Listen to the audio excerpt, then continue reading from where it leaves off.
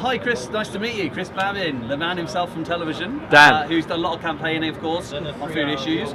You're here today, of course, to raise awareness about sugar in particular. Yep, Sugar Awareness Week. A bit more about why that's something we need to be more aware of. Okay, so I'm here supporting Sugar Awareness Week with action on sugar. I think it's something that's incredibly important. We're now in an incredibly unfortunate situation where 2/3 of the population are now overweight, and a half of those, 50% of those, are actually obese.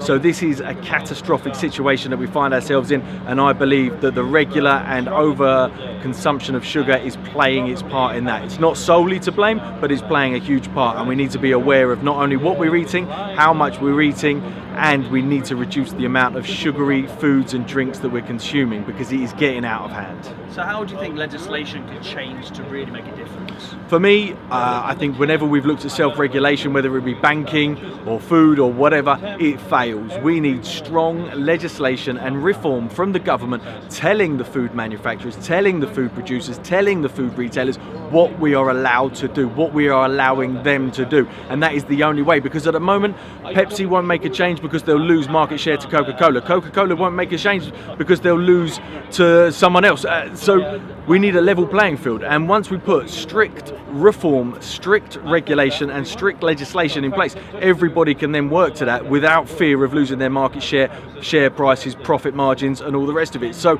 for me, we can't rely on people to do it themselves.